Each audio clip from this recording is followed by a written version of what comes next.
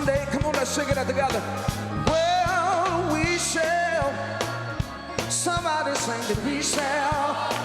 Let it ring out that we shall. Oh, someday. Oh, deep in my heart.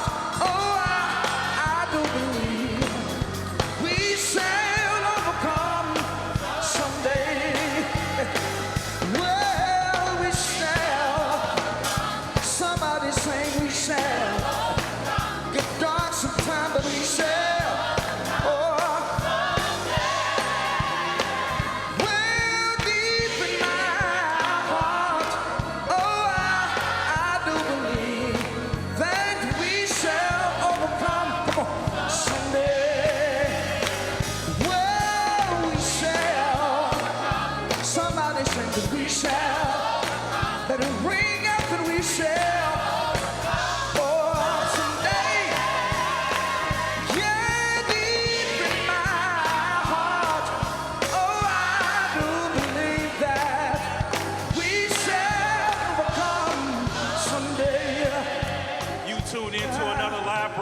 Of the Rainbow Push Coalition. It's anniversary month here at Rainbow Push. It kicks off today. You still have time to get here. Reverend Al Sharpton is in the building. Reverend Ray Berryhill and the Resurrected Life Church is in the building. Our founder, our president, the Reverend Jesse Lewis Jackson Sr. is in the building. Call somebody, text somebody, tweet somebody, let them know that the push is still on. We shall. Somebody sing. Let it ring out that we shall overcome someday. Yeah, deep in my heart. Oh, I believe that we shall. Someday, come on. Well, we shall. Somebody say we shall. Let it ring out that we shall. Oh.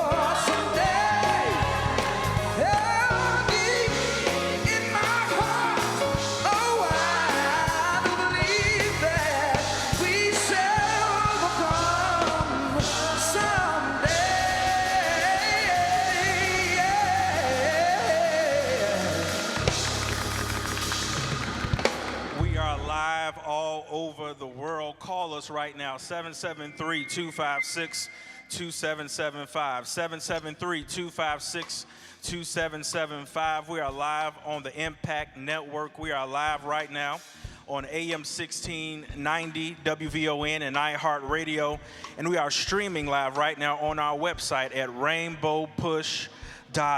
We are grateful for each and every one of you who tune in each and every week faithfully in your homes, your automobiles, your places of business, wherever you're kind enough to connect with us. We thank God for you. We especially want to welcome our international audience, our friends today watching us live in Australia, in Egypt, in Poland, in France, and the United Kingdom. And we especially want to welcome our friends here in the United States in our satellite cities of New York, Washington, D.C., Detroit, Atlanta, and Silicon Valley. Can we give a big hand to all of our viewers who are watching us right now? We want to dedicate this broadcast today to our friend and brother, Commissioner Tim Bradford, who made his transition on yesterday. Rich Township Committeeman, and he was the Water Reclamation Commissioner out there in our South suburban area. And so we are lifting up that family today in prayer. And we're also commemorating World AIDS Day weekend, which was World AIDS Day was yesterday, but we commemorated all weekend. And we are thinking and reflecting on the progress and the treatment and detection, the progress that has been made as relates to treatment and detection, and we're lifting up those who are still suffering from AIDS and HIV today. Listen, we're going to hear now from our young brother, Nelson Simmons, as he comes with his oratorical presentation. He's in the 5th grade, and he's from the Southwest Chicago Christian School. Help me greet him warmly now as he comes.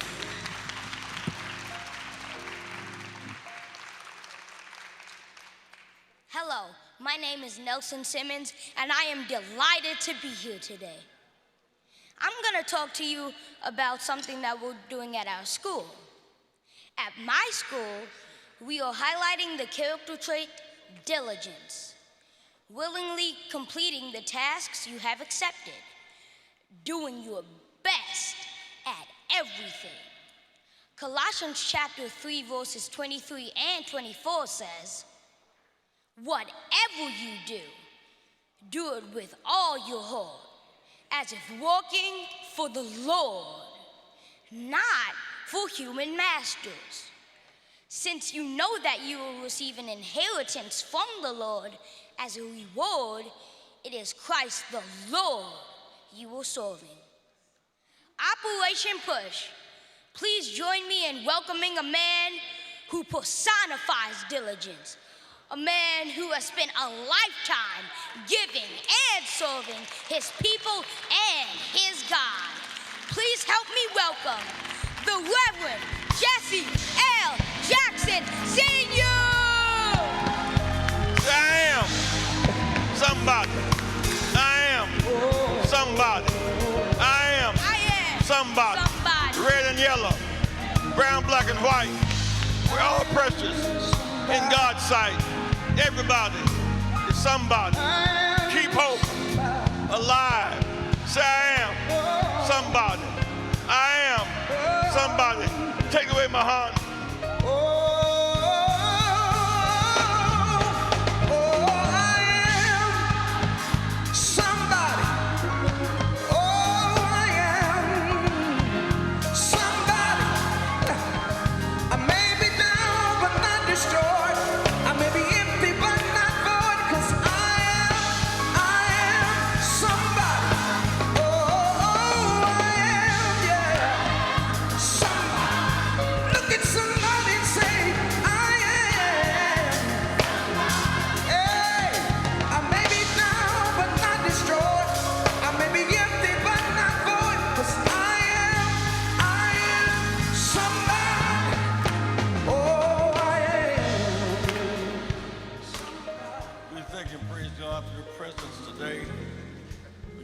Shout out for Apostolic Faith Church, Reverend Bishop Horace Jones. Let's hear for Bishop Horace Jones. Let's hear for Bishop Jones.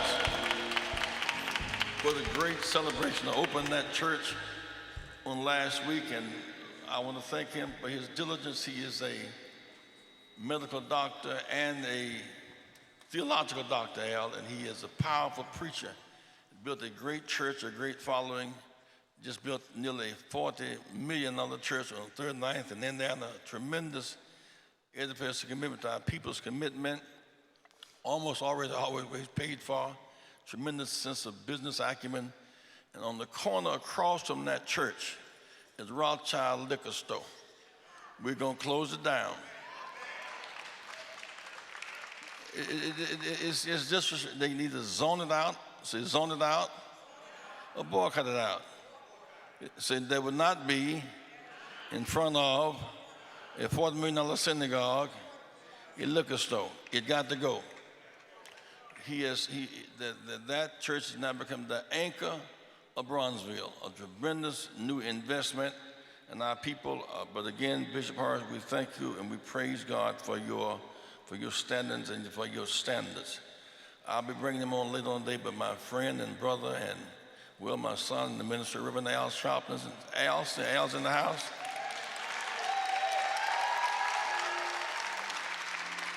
President Cook County Board, Sister Pratt, we can give her a big hand.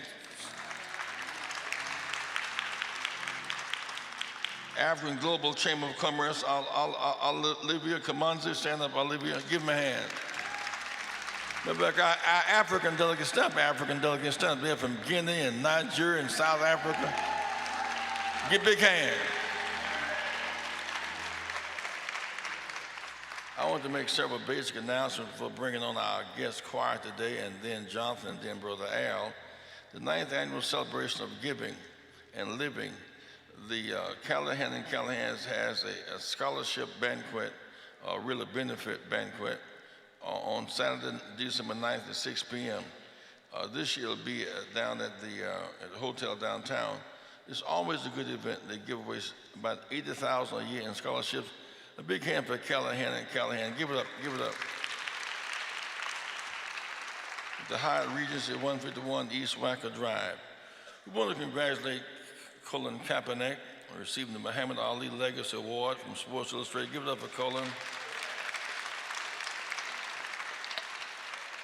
We were blessed last week, in addition to our medical and physical regimen, as I seek the restoration of my health in full. We visited Mayo Clinic last week, and things are checking out well. We had increased medicine, includes our regimen, working me to death.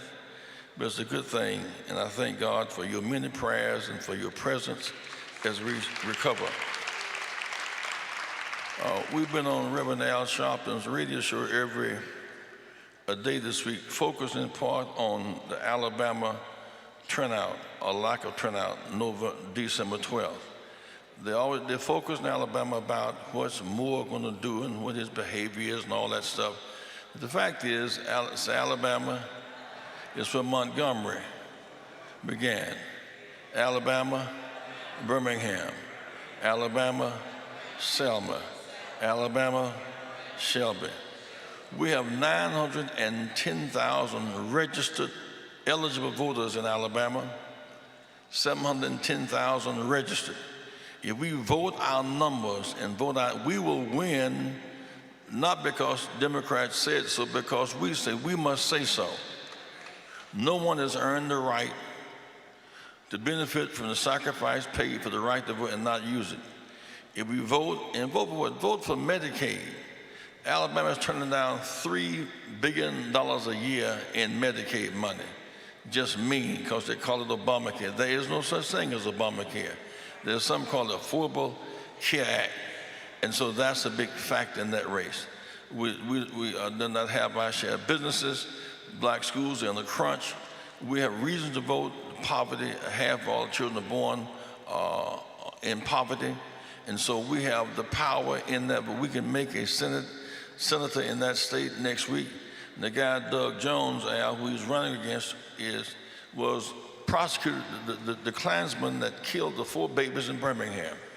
See, if I know nothing else, the guy who led the drive to prosecute those who bombed the church in Birmingham and killed 4 babies, that itself is enough to make him senator. Put your hands together.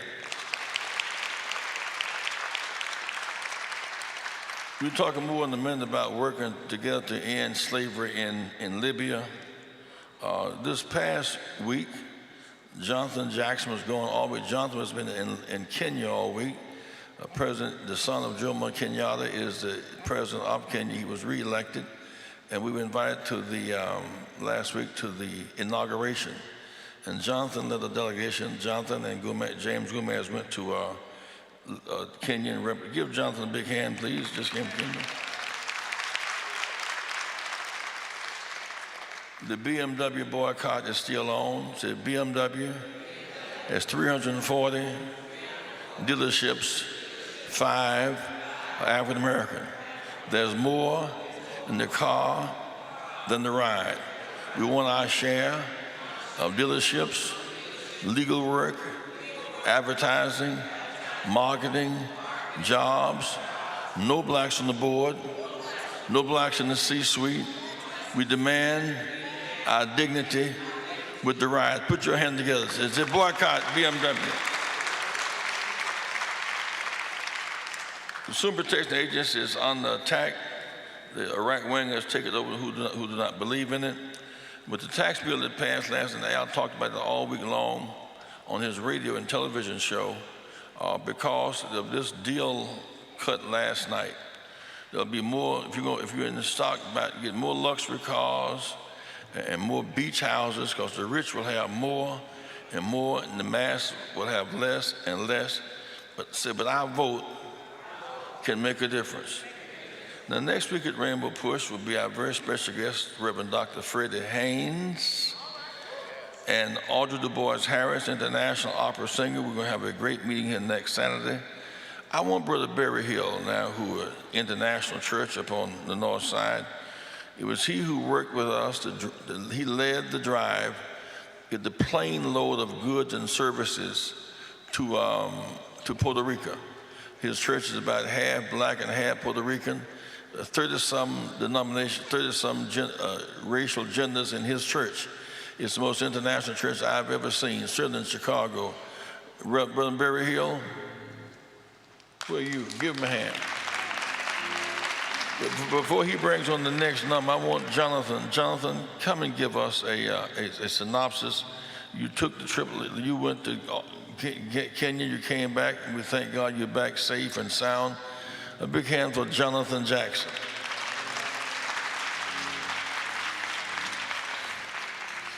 I'm honored to be here today in my father's rightful place. On this past week, I had the privilege of standing in for my father in Nairobi, Kenya. Reverend President Kenyatta sends his love, appreciation, and thanks you for your continued service. The greeting was most gracious. We sat right behind the president's family, right in front of the vice president's family. It is so wonderful to see your father so well thought of around the world.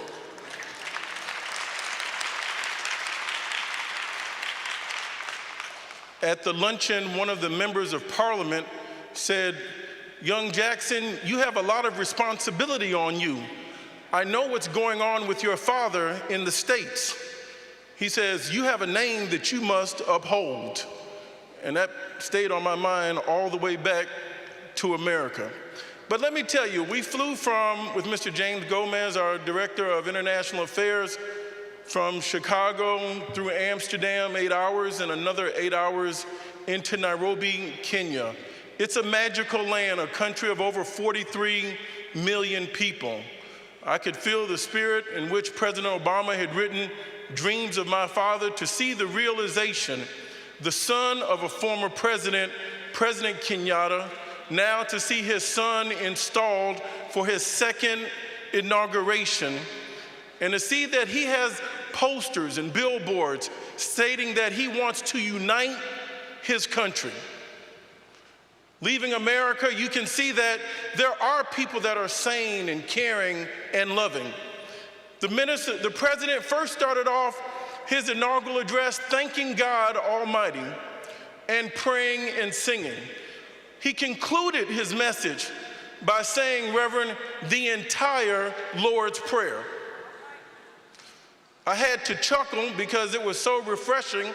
I remember when President Trump was asked what is his favorite book, and he says, The Art of the Deal. Then they followed up and said to Mr. Trump, is there another book that you like? He says, the Bible. And the author and the reporter found that interesting and says, well, what is your favorite book in the Bible? And President Trump said, the whole Bible.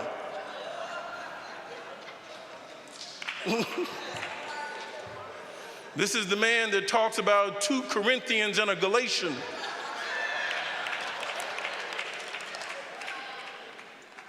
But to see the president say the Lord's Prayer and sing with his people and make a commitment to build 500,000 homes in this next tenure in office, to tell the people he wants to build 10,000 more miles of roads in his country, that he is going to focus on powering the country with electricity and energy and making secondary education free and mandatory, and have on his agenda affordable health care, mandatory health care for all. It was a refreshing thing to see.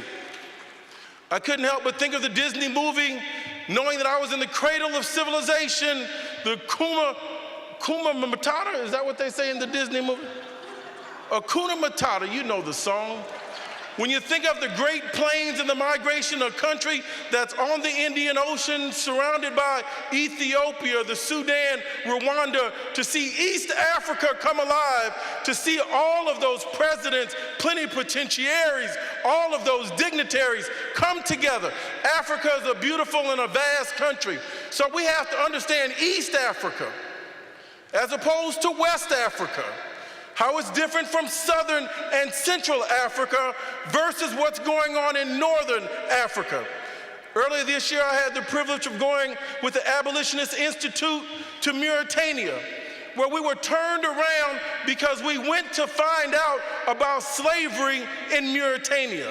It is a problem in Northern Africa that we have to make sure the media and the press give the attention that's rightfully deserved.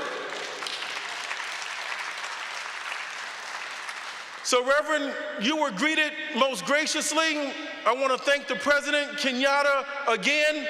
And I remember the words of his father, which made me tear as I saw his son being inaugurated for the second term.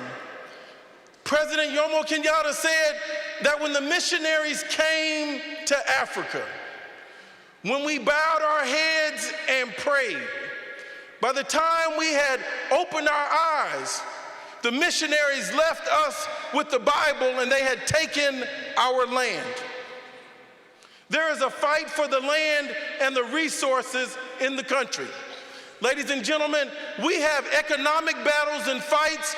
We have to be a support and an ally to make sure low-cost loans, monetary assistance, international monetary funds, World Bank export credits are extended to Africa so that Africa can continue to build and develop. Africa is on the move.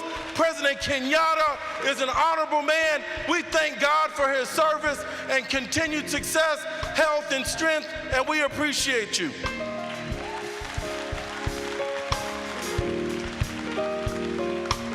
Reverend Berryhill International Choir. Just give it up for Reverend Berryhill. Give it up, give it up, give it up.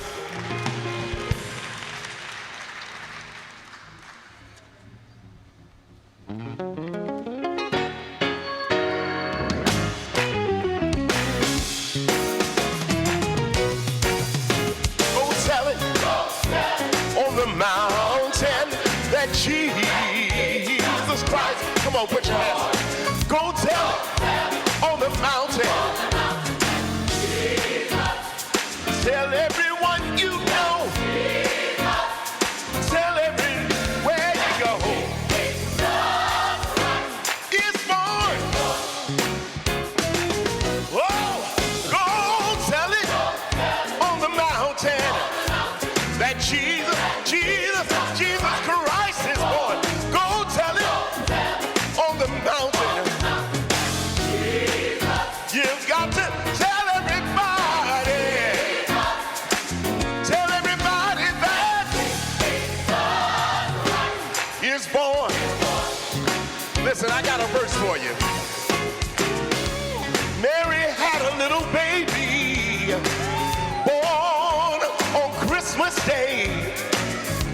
The shepherds came watching to see where the baby lay. Go tell it on the mountain that Jesus Christ. Go tell it on the mountain. You need to tell everybody. Tell everybody. Jesus Christ is born. I got another verse for you. While shepherds were watching over their flocks by night, behold, throughout the heavens was shown a holy light. Go tell it on the mountain that Jesus Christ is born. Go tell it on the mountain. You need to tell everybody.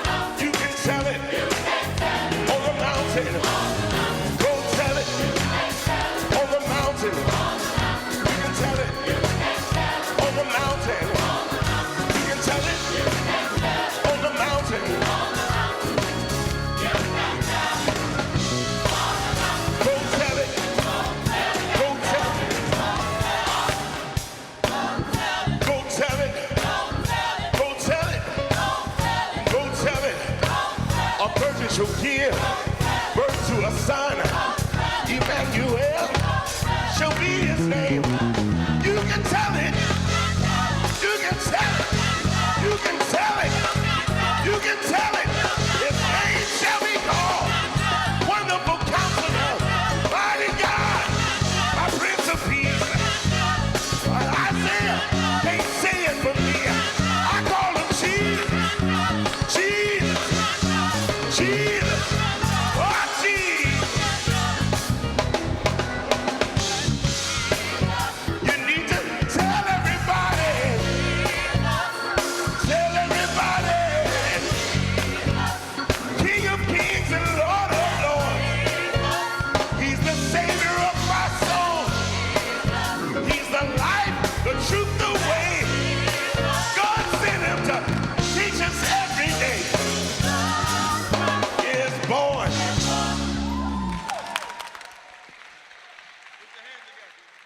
Put your hand together for Pastor Berryhill. Before I bring on our special guest and son of our organization today, Reverend Sharpton. With us today is the president of Cook County Board. We have not always had a Cook County Board president, and don't take one for granted. In Atlanta, they're about to blow an African American mayor. They're confused about what our life options are.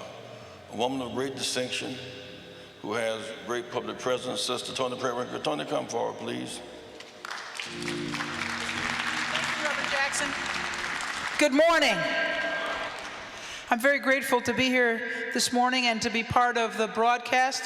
I just came to express my appreciation to Reverend Jackson for his good work on behalf of social justice and racial equality over the years, and wish him well as he faces this challenge to his health. And we know that he will face that challenge with the same courage and grace that he's faced other challenges in his life. And I want him to know that we're all thinking of him and that he is in our thoughts and prayers. Thank you very much.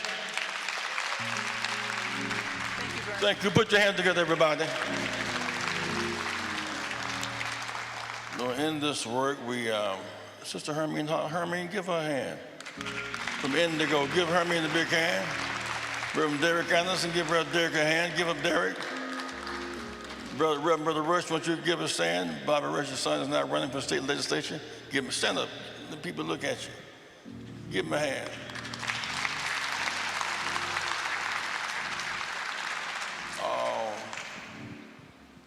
On one Sunday afternoon, Saturday really, in Brooklyn, New York, about 54 years ago,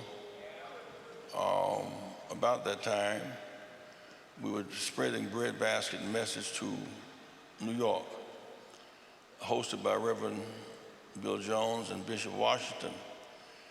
A young man about 10 or 12 I suppose, his mother brought him to me. Said, take care of him. He has something special in him. I don't want him to get caught in the streets of Brooklyn. During that time, we were all great Connie Hawkins basketball fans. Everybody wanted to be a Connie Hawkins ball player or something or other. Al just wanted to preach. He wanted to lead something. He wanted to go somewhere.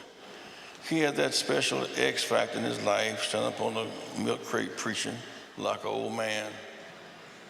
But I watched him across years grow and develop and mature into the strength of this generation. He speaks with moral authority. In a few days, he'll be going to Libya with a delegation to deal with the killing and enslavement of our people. There's no higher calling than to salvage people who are trapped in the pits of life. You want to find somebody to say if they have a crisis in Missouri, he's there, or New York fighting against the sticking up folk on the highway, or in Florida, he's there. He said, well, he's an ambulance chaser. Well, you ought to chase ambulances if you're people in the ambulance. So you ought to chase ambulance if you're people. They should have caught, they had Freddie Gray in the ambulance. They should have chased it. He went in live and came out dead. But whatever it is, his voice is a prominent voice, a voice of distinction and power and tremendous talent. I love him so much. We talk most every day. He works me to death. And I want to thank God for him and for all that he represents to us. And to my family, for many years we've spent a lot of time in jail. I first took him to jail. He was 12 years old. He was been a young felon all his life. A big hand, my brothers and sisters, for Brother Al Sharpton. Give it up, on your feet. Say, I am somebody. No peace, no justice, no peace, no justice, no peace, no justice, no peace. Reverend Al Sharpton, give it up, give it up, give it up, give it up.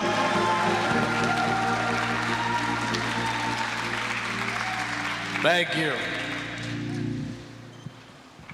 First, let me say that we are honored to be here as we kick off Founders Month.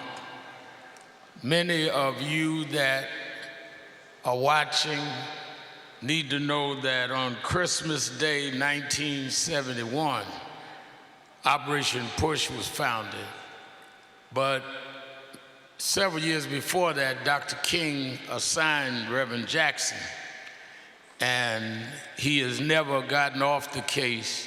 He was a student activist then, but he decided to go with Reverend Dr. King and has gone on ever since. And a lot of what we do emanates from his mentorship and tutelage. So today, we had started Saturday rallies for the last 26 years, following y'all 50 years.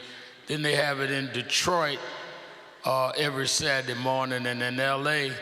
But both Reverend Charles Williams, who leads Detroit, and I said we had to be here for Founders Month for Reverend Jackson. Come on, just sit here next to Reverend Jackson. Reverend Charles Williams from Detroit National Action Network.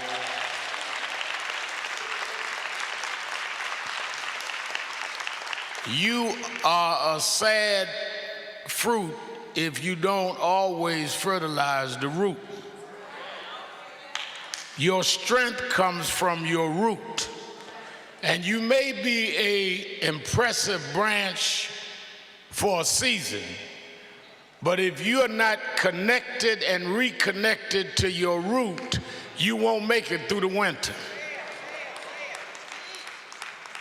And the reason that we've been able to make it is we stay connected to the root, and that root is Reverend Jackson. Now, let me say this, because I want to put Founders Day and Founders Week in perspective. I don't want y'all to take for granted what Jonathan said, because in April of 1968, the movement was not where it is today. And the reason, and I'm talking about the King movement, the reason is because of the work and diligence of Reverend Jackson. I talked to Dwight McKee, who's here. We grew up same time. He was youth director here in Chicago. I was in New York. Reverend Jackson was my mentor. Dwight was Jonathan's mentor. We'll talk about that off there. Last night, when they passed the tax bill, and when we talk about slavery in Libya, all of that goes back to the appointment in '66 of Jesse Jackson. Now, what you talking about, Reverend Al? We engage in Negro politics. Who gonna be the alderman? Who gonna be the councilman? Who gonna get FaceTime on TV? We into Negrotics. They do politics for economic reasons. They do not elect people for profile. They elect them for profit. So they put people in to represent the business interest. Dr. King, seeing that, Dr. King said, now we've done all this in the South. got the right to vote, got the Civil Rights Act, public accommodations, but not much has changed. We've got to deal with the economic order if we're going to change any of this. Because even though we integrated the hotels, we don't have access to capital to buy one. And we don't have the wages to even afford the rooms. We can go to the restaurant, but we can't pay for the coffee. So how do we deal with rearranging the economic order? That's what Dr. King said. And he chose a young, bright student who had proved his moxie, leading in Greensboro a successful student boycott, integrating the libraries in his hometown of Greenville, South Carolina. Dr. King chose Reverend Jackson to head up the economic arm of Operation Breadbasket, being the economic arm of SCLC. Now, everybody can go with all they want. This is what Dr. King did. In his last book, Where Do We Go From Here? He talked about Operation Breadbasket in the book. I ain't talking about folk that wrote about Dr. King. I'm talking about what Dr. King wrote. In his last speech, Charles Williams, in Memphis, where he talked about he'd been to the mountaintop, he talked about Operation Breadbasket and by name, Jesse Lewis Jackson. Now, I'm a little boy and a young boy. I wasn't ever that little then. I'm littler now. Don't laugh at me, Jonathan. That's right. Say amen. All right. I'm a young man, young boy in Brooklyn, reading as Dr. King went on his speech and what he left us. And he said, I want Reverend Jackson to lead the economic fight, which was his last fight. He was planning a poor people's campaign where they were going to build a resurrection city in Washington to bring the poor, Chicanos, Cesar Chavez, all the Latinos, all of the progressive whites, everybody together in a rainbow poor people's campaign. He was killed before they could do it. Reverend Jackson became the mayor of that, not because he ran for mayor of Resurrection City, but because it was a convergence of northern urban people that had one way and southern activists that had another way, and the only one that could mitigate that was Jesse Jackson. This is where I want y'all to go with me. Southern Christian Leadership Conference was a regional organization with a global reputation, known all over the world, but based in the South. When Dr. King wanted to go national, he came and worked in Cleveland and he came in Chicago. They did not want him in Chicago because he was coming in dealing with education and dealing with housing. Housing was and is an economic situation. They kept us out of certain places because that's how the economy ran. They could get certain rents or certain mortgages and certain things with the banks on economic order. With Dr. King coming in here, that would break that up. They romanticize the marches down south. They don't talk about the most vicious marches was in Cicero up here. They don't talk about it. Dr. King never got hit with a brick down south. He got hit with a brick out here. The reason they don't talk about it is the folks that mold and shape public opinion are the folks up here that own what we call the liberal media that can afford to beat up on folks down south, but they don't want you to talk about them and their racism right here in the North. So they say, ain't that a shame? They hit Jose and John Lewis with a brick in Selma, and never talk about they hit Dr. King with a brick right here. You got kids that run around with a John Lewis coloring book like Dr. King didn't get hit right here in Chicago. But that doesn't go with the profile of how they want to be in the North. Jesse Jackson took that movement because he was put on staff in Chicago. First Chicago breadbasket, then made national head of breadbasket. Most of Dr. King's lieutenants went back down south. He stayed right here.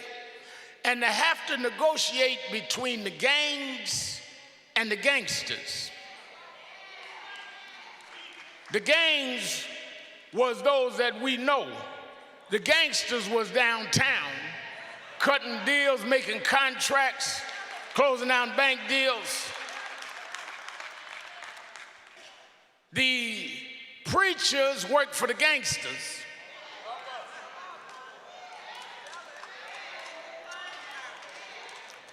And Reverend Jackson had to organize them, because that's gangland stuff when you set up banks and redline people out of their own money. That's gangland stuff.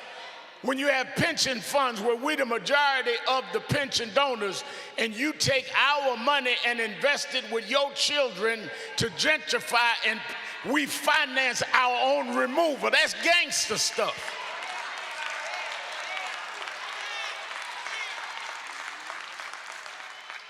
So Reverend Jackson organized that. It was in that moving, in that organizing, that the movement, the mass movement went up north. Most of the folks north were following different traditions. Nothing wrong with them, we needed it, black pride and all that. But the King tradition and the economic fight started to be urbanized and contemporized and nationalized because of Jesse Jackson. It was with that that he brought the movement into Brooklyn, and I was born in that movement. Now, you fast forward. We had communities in New York, just like y'all had here in Chicago, that we could not live in. Y'all wouldn't know about it because they wouldn't publicize that. But New York had areas that if you caught a black in, they would kill them. Everybody was looking about Mississippi, but they didn't know about that in New York. They killed a young boy in Howard Beach, 1986, for being in the neighborhood. I decided, as a student of Reverend Jackson, studied Cicero, that I'm going to go out and lead a march out there. I called for a motorcade that we're going to take 100 cars to Howard Beach. Now, y'all know I was just woofing because I didn't even have a car. I had to get a ride to lead my own motorcade. But I knew from studying him and Dr. King that if we went out there, it would be clear to the world that racism was not a Southern dish. It was a national problem. And when we went out there, we had 500 with us.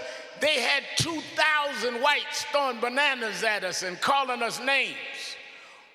Where you don't understand the connection is the next community from Howard Beach is Jamaica Estates.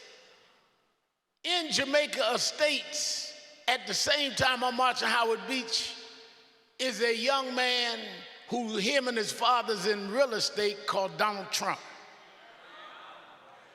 While we marching in Howard Beach, Donald Trump was in court defending a discrimination lawsuit where they would not rent to blacks to move in their house. Donald Trump must be seen in the context of northern dressed up bigots that gerrymander and create economic setups for personal profit. And if you don't understand that, you will not understand the tax bill last night. He was sent there to cut the deal because he was raised to cut the deal. So y'all run around talking about tweets. This is business. This is not about who gonna do what. This is about to rearrange the economic order of the United States.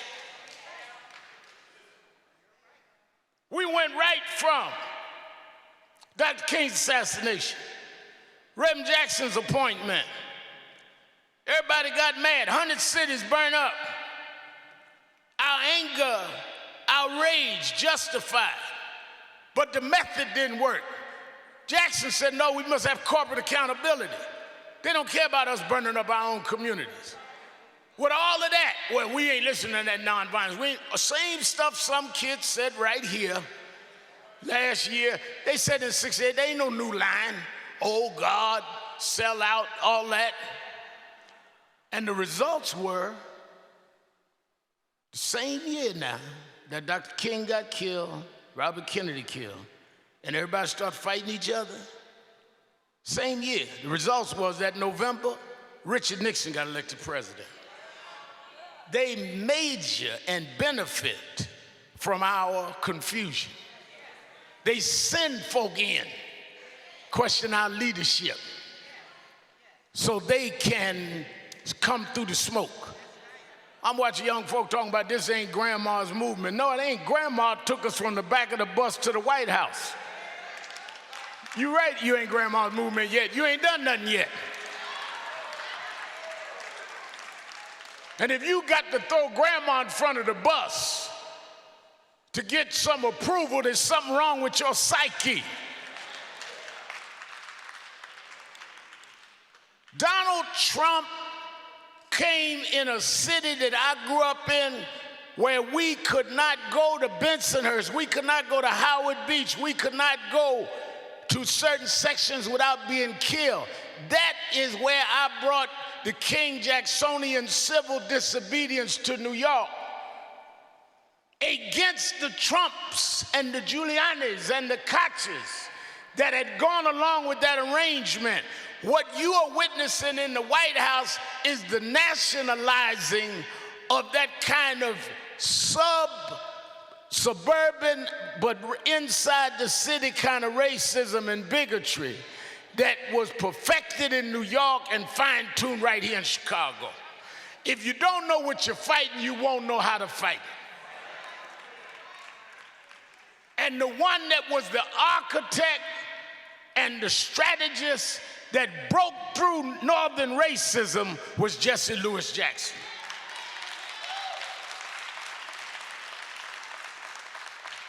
This was not a fight with Bill Connor. This wasn't a fight with Clark. These folk wore suits and ties.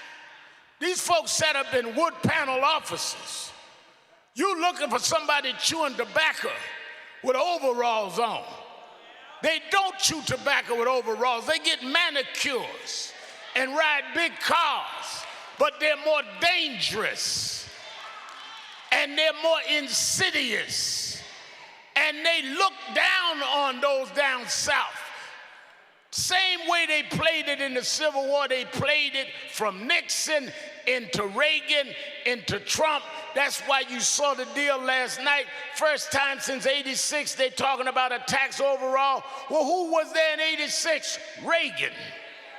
Who challenged Reagan? Jesse Jackson.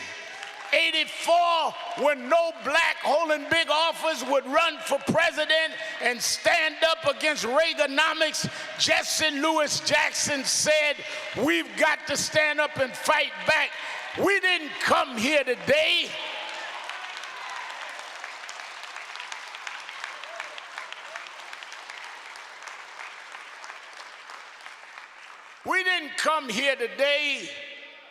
celebrating Founders Day in no nostalgia trip.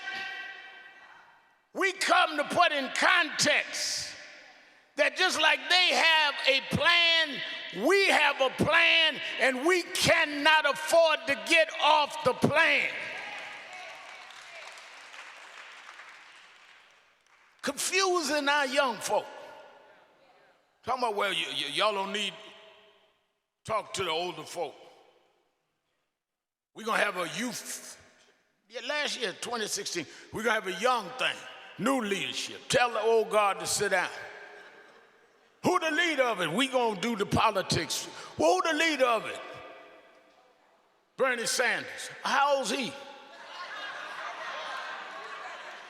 How you going to have a youth movement led by Bernie and Liz Warren, but don't want to hear Jesse Jackson?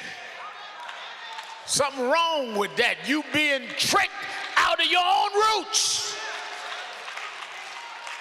How you gonna fight a northern businessman and not talk to the only one in the Hall of Fame for fighting northern businessmen? That's who Trump is. Trump wasn't no mayor, Trump wasn't no governor, Trump wasn't a city councilman.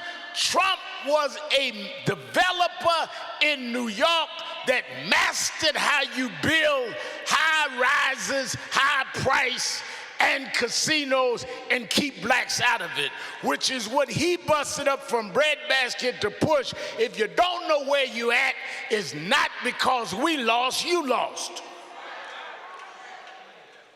Now, when you look at the same folks last night that voted to put a $1.4 trillion tag, they got a $1.4 trillion debt alone on this tax plan they got. They were the same folks that voted in 2009 against a $786 billion recovery plan. So when it was Obama, they said, no, we don't need that. Where are we going to pay for it? Now they go on to 1.4 trillion. Because this is not about them worried about the deficit. They're worried about their business interest.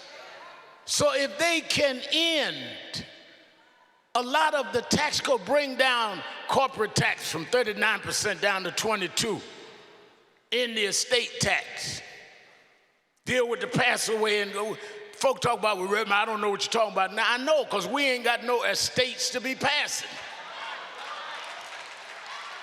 And they intend for you never to know nothing about it. But how are we going to pay for it? They're going to cut into Medicaid. They're going to cut into human services.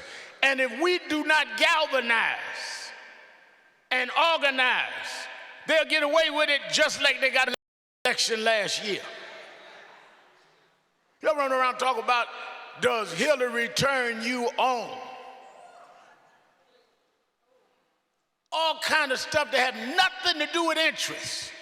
They know that Trump is being uncouth with what he tweets.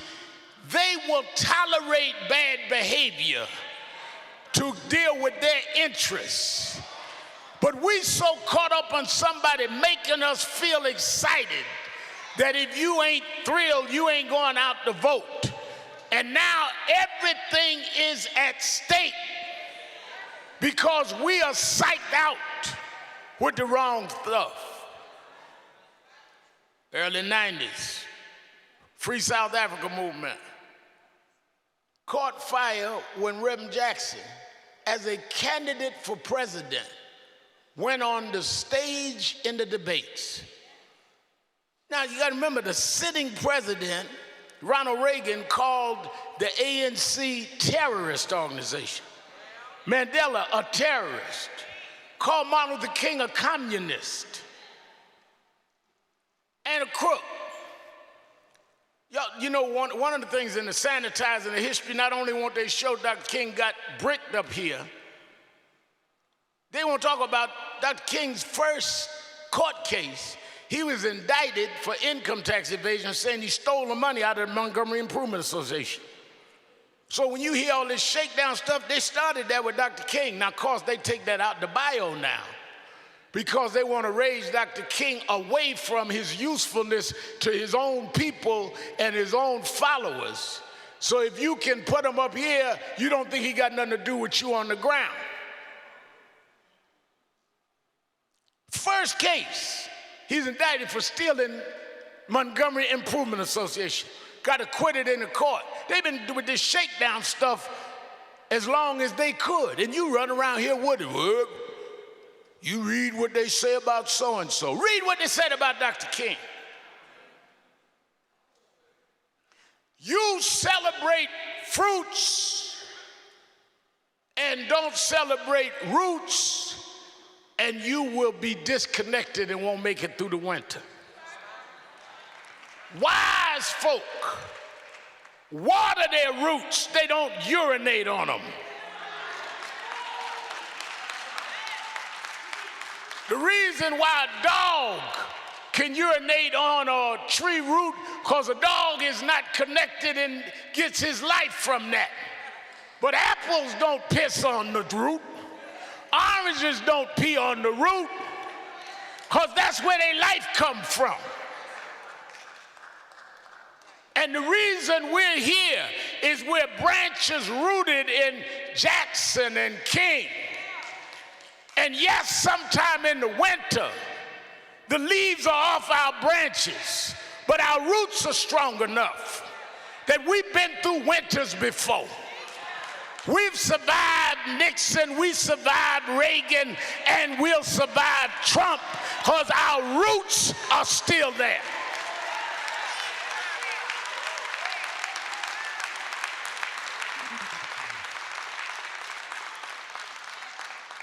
Last point, I'll let you go. The reason Jesse Jackson has survived and thrived, they threw everything at him.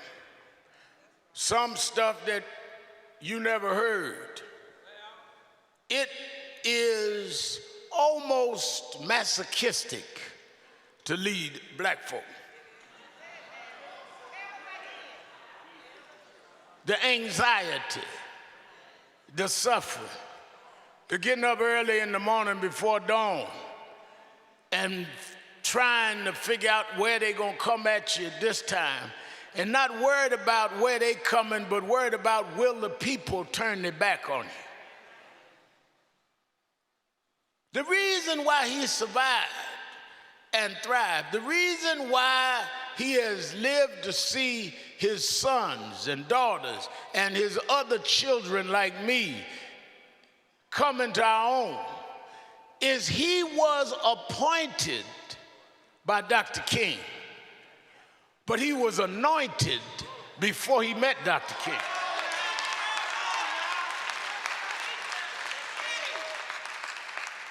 An appointment without the anointing, he couldn't have made it through here.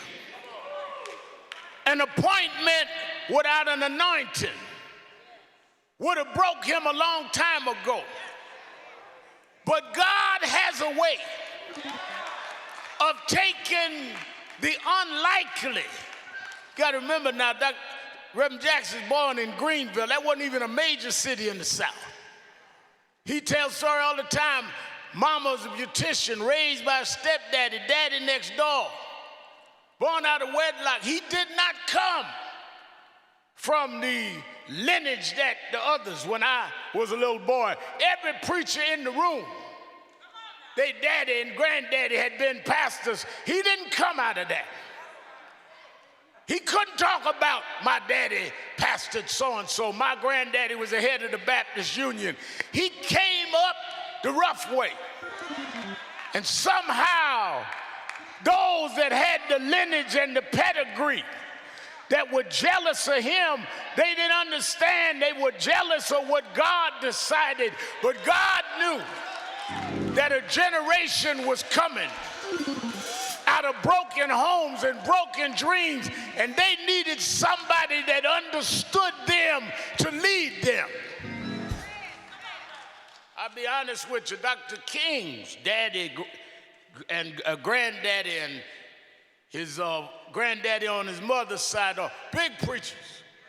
Had a PhD from Boston University. That didn't appeal to me when I was 12, 13, St. Clair. I was in Malcolm's town. But when I heard this young, vibrant preacher talking about I'm a country preacher, that had grown up with a background like mine. That's why I joined the King movement. And I'm telling you, he was anointed for the time he came, and that time is still on us. And you can sit around here because he's facing this Parkinson's disease. This ain't no pity party. God can do with Jesse Jackson with Parkinson's what other folk can't do.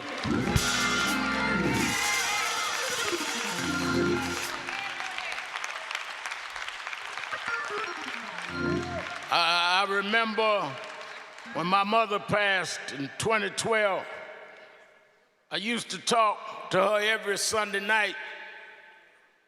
That was our deal. She moved back to Alabama. I was born and raised in Brooklyn.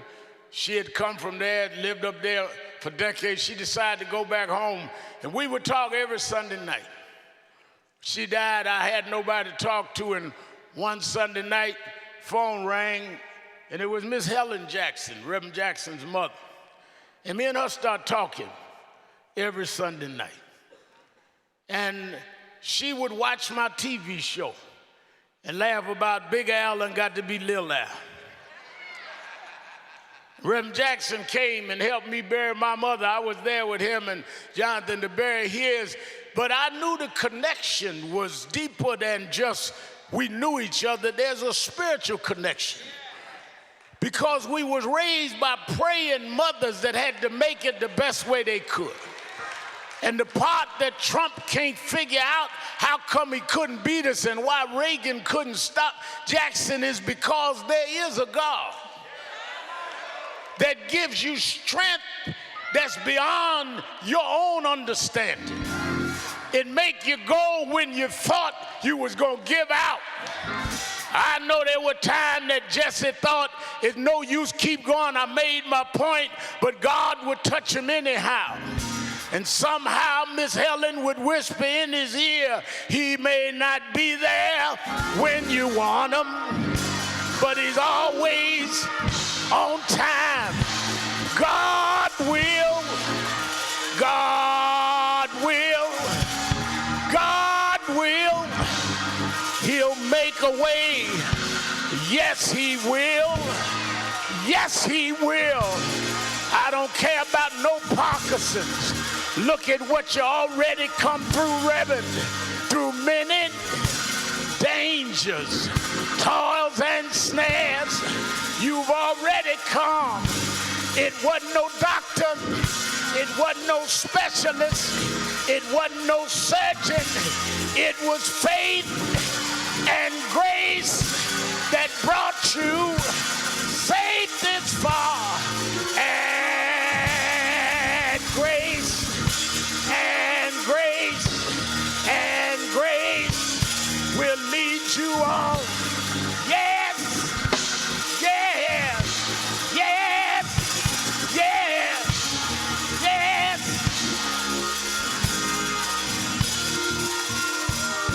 Well, come on, put your hands together, everybody. Come on, put your hands together, everybody. Come on, everybody shout free. Yeah. Say freedom. Freedom. Freedom. Freedom. Come on, put your hands together. I'm free. Anybody glad you're free? Let me see you make some noise today.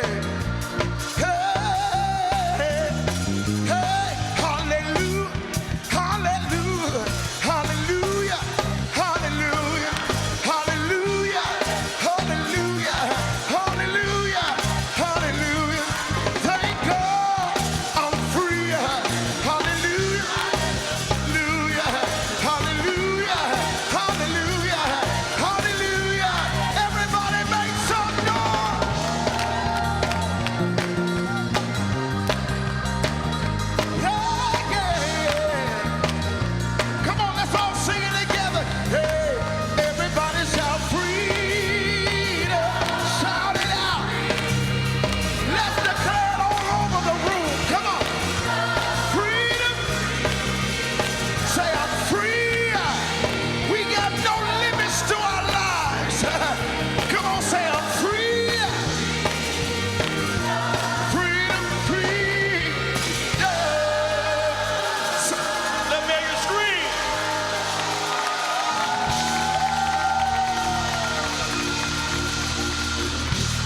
Let's hear it for Reverend Al Sharpton. Let's hear it. Where's Reverend Hinkle? Saying Reverend Hinkle, one of our founders. Give it up for Reverend Hinkle. Love you, buddy. They say leaders, when they're really, really blessed, Brother Hinkle, they sow seeds under whose trees, branches they never sit. If you're really blessed, every now and then you'll be able to live long enough to see the trees that you planted as seeds grow and flourish. To see Reverend Sharpton preach makes my heart rejoice. Every time I see him, I see his mother and my mother. Give it up again for Reverend Sharpton.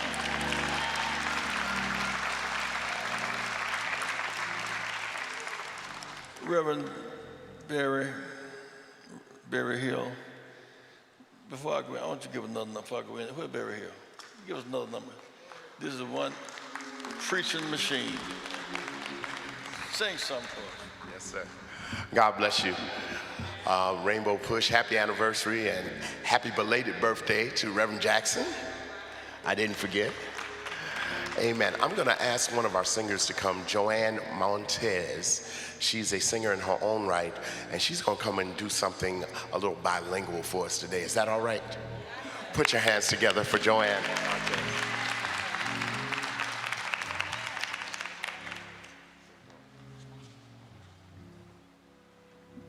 God bless you.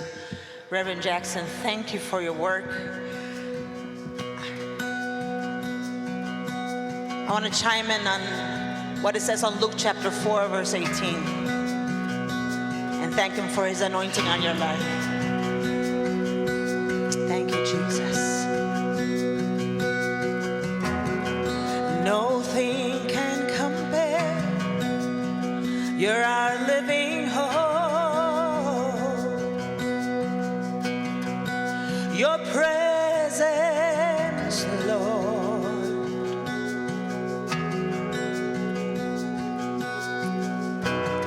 See, I've tasted and see, yes, I know you have, of the sweetest of loves, where my heart becomes free and my shame is undone. That's what the anointing does. Your presence, Lord.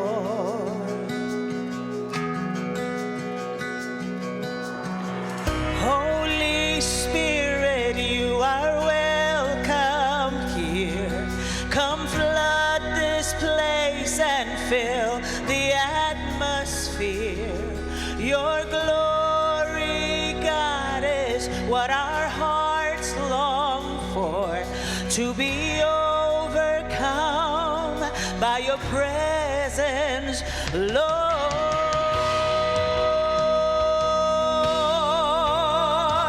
Your presence, Lord.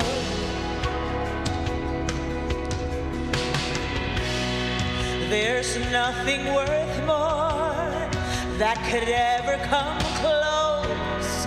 Nothing can compare. You're our living hope. Your presence, Lord. Thank you, God. See, I've tasted and seen of the sweetest of loves, where my heart becomes free and my shame is undone. Your presence, Lord. And we say in Puerto Rico like this: Bienvenido, Santo Espíritu, derrama en esta casa tu poder, tu gloria, Dios.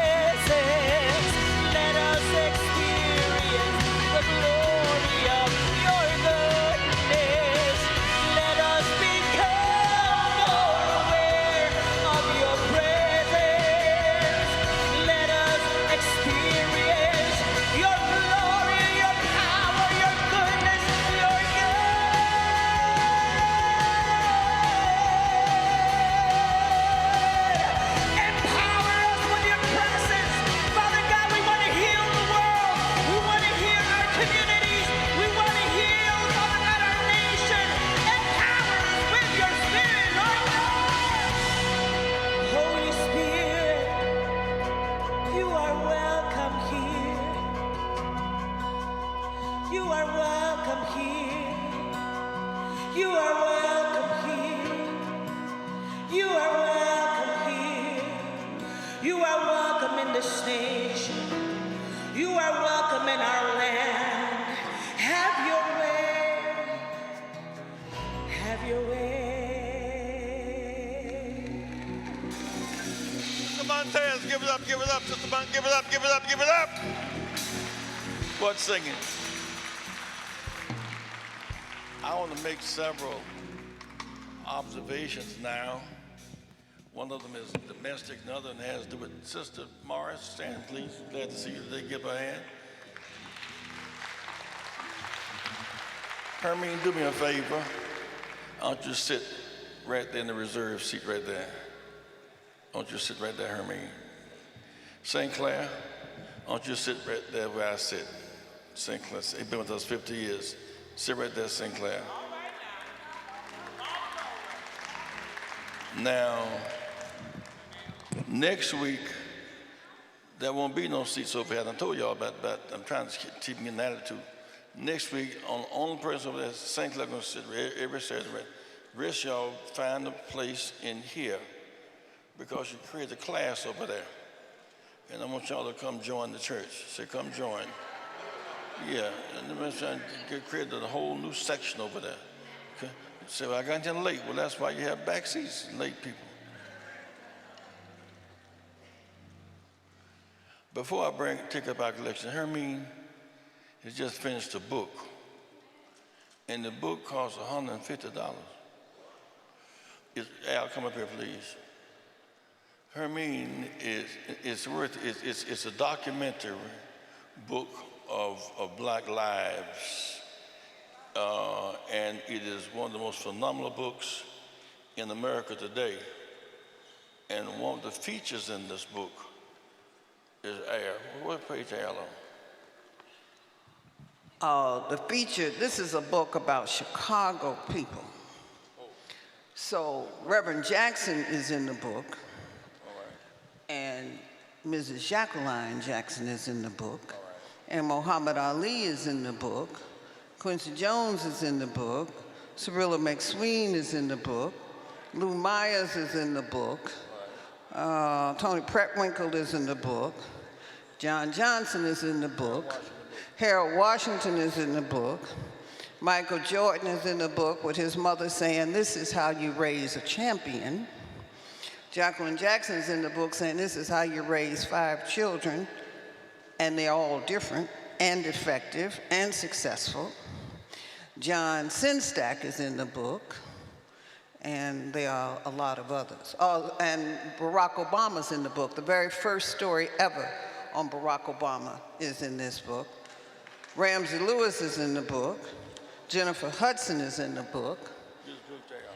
And Dr. Al, there's the book. And it's 2 books, it's 3 books. It's this book that's in an encasement, and there is the book by itself, and nowadays you have to do an e-book. We've done them all. Wow. IndigoLegacy.com, that's where you can get it.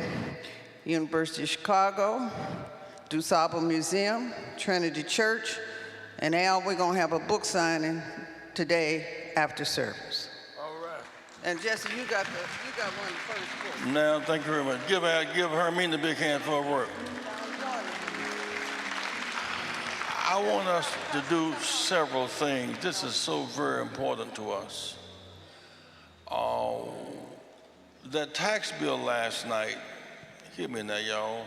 Hermine, be quiet now. I had to let you talk a little bit, Sarah. They're getting ready to do a massive cut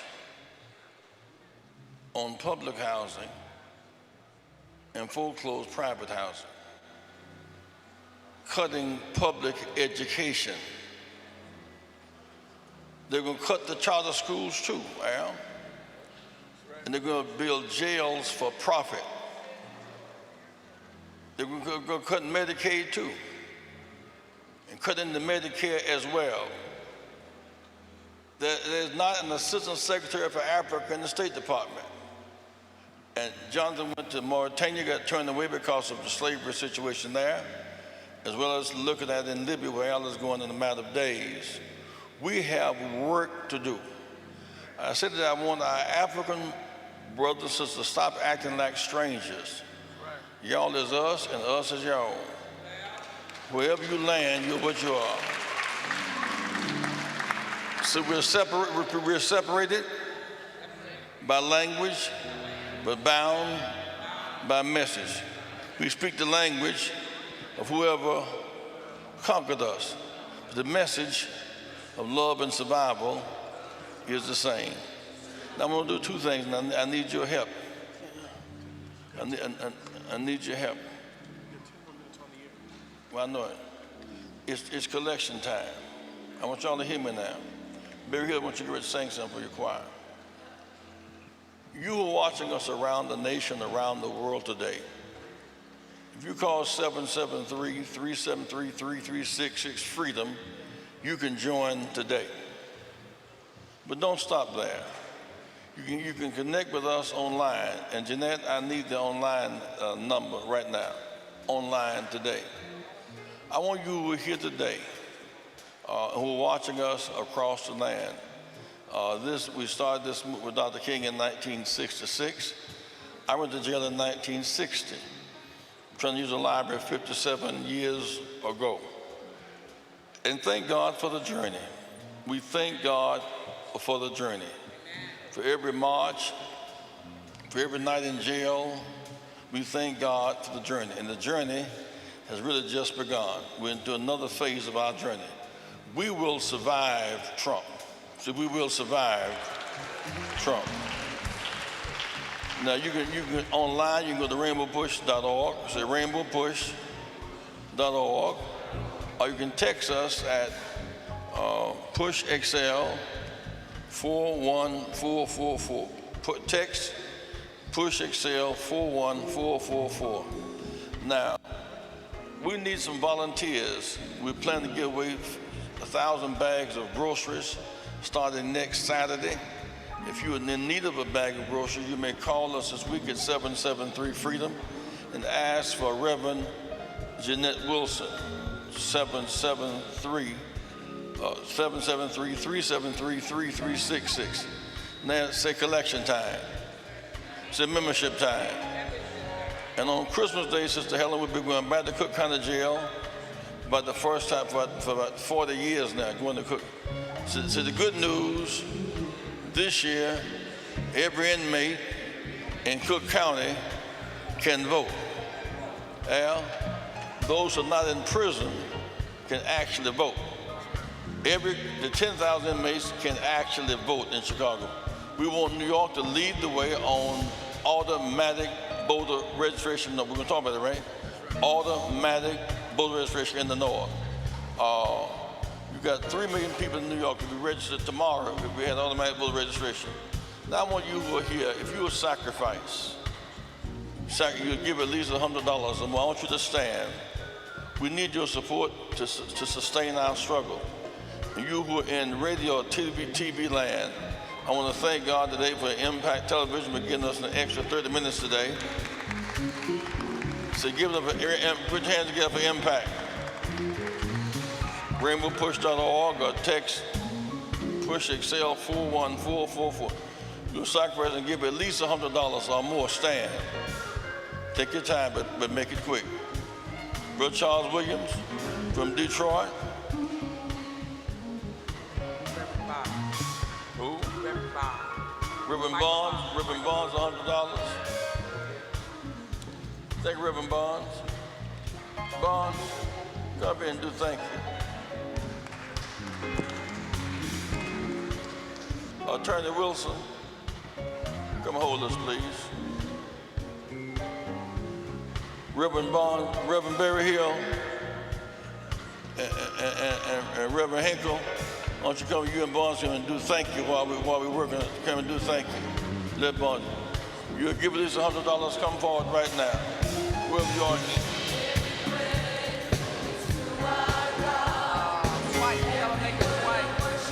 Hey, Bishop George Walker, $100.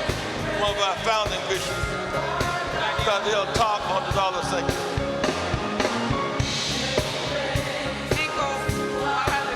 Sam Henkel, $100.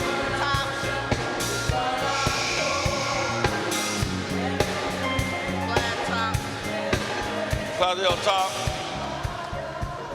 Friends, you'll give at least $100. Please stand. Bishop George Walker. Thank you, Bishop. He wasn't always a bishop, but he's always been a brother beloved. You'll sacrifice. Don't give all the money to Santa Claus, because leave some of it at home. Say Santa Claus is a joke, we for real. You give at least 50. Stop a minute. Shh. Stop. I want y'all to sing thank you. I want Reverend Bonds. Hey, Barry, you know that song. Thank you. I want to say thank you.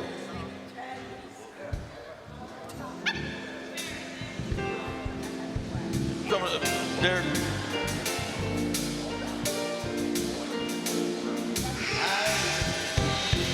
That's right.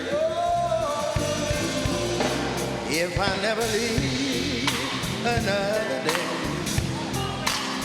if I never see a smiling face, if I never read another draft, take another step, I want to say thank you.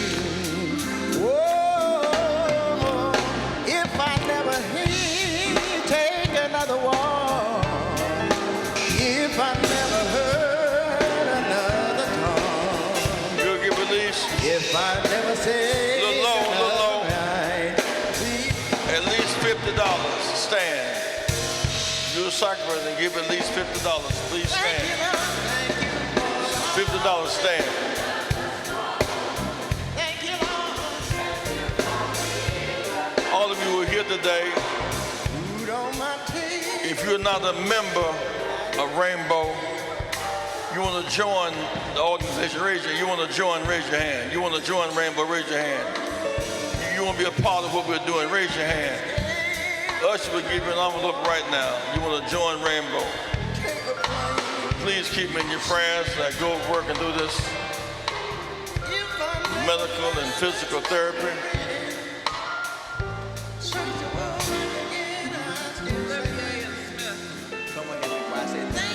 Thank you very much. You'll give it at least $25. Stand.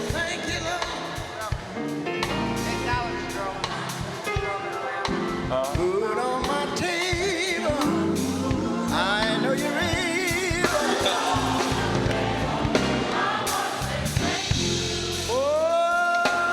Oh, thank you for all that you're mighty, mighty, mighty good to me. Save my soul, set me free. Thank you, Lord.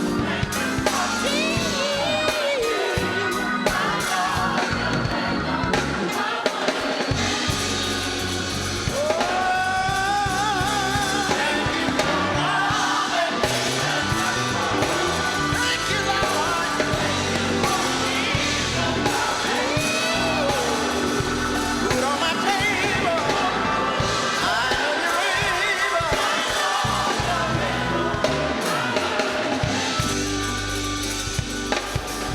My friend, if you've not yet given, I implore you to join the organization today. We have marches to march. We're going to have a press conference in a minute. We're trying to work together to break up slavery in Mauritania, slavery in Libya. We don't want slavery to catch like fire. So slavery must stop today. Never should have been. The show can't be today. If you've not yet given, raise your hand. Sister Pam, your husband has lots of money. You didn't marry no broke man. You had it. So I want some of y'all's money. I've not been able to call you. Show me some sign.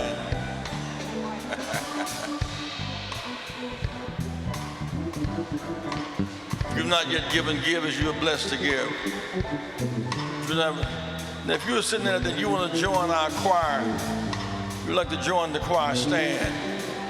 Pam, I want you to be the chair of our citywide musical development. All right? I don't care what's on Kennedy's mind. I need your help, Pam. Now, say, Pam Morris, we need you to help build a citywide choir. Pam, your purpose for surviving, the Lord let you survive for a time like this. Need you, Pam. See you back in a minute, all right?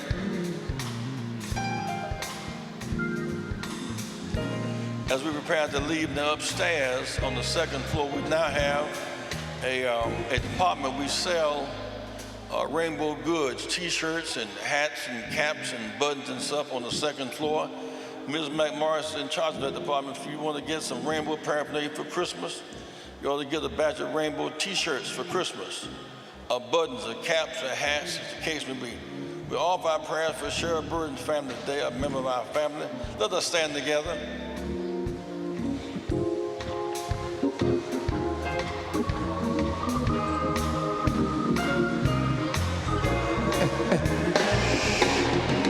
Everybody sing, hey. Everybody sing, hey. Oh, hey, amen, amen. Let it ring out, amen. Everybody sing, amen. Oh, hey, amen, amen. Wait a minute. I want our African brothers and sisters to go with Reverend Sharpton right now to the studio. We're going to do a press conference on ending slavery in Mauritania and Libya. African delegation go with Reverend Al, or meet Reverend Al, should I say, in the studio. Follow him. Lois, lead them to the studio, please. The lady in the red suit, follow her. In the big hat, sitting in the wrong place. Get her.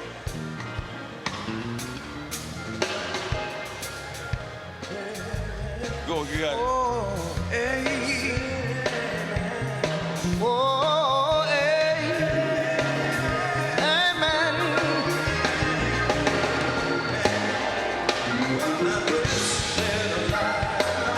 Yeah. Oh, I'm gonna. Oh, this life mine. Yeah. Oh, this life of mine. I'm. Yeah. Let it shine. Let it shine. Sing everywhere I go. I've got to let it shine. Oh, everywhere I go, I've got to let it shine. Oh, everywhere I go, ooh, I've got to let it shine. Shine, let it shine, let it shine. Yeah, yeah. Amen, amen, amen. Oh, Let's pray. amen, amen. As we leave this place, but not that presence, give us traveling mercies and grace. Search our hearts, you know our ways. Make us more fit for the journey and lead us to higher ground. Bless those who are here today and those who wish and desire to be here. We pray for bereaving families everywhere today and see us through to the end that all people will be free. Amen. Oh, this little light of mine, whoa, I've got to let it shine. This little light of mine, I'm gonna let it shine. Oh, this little light of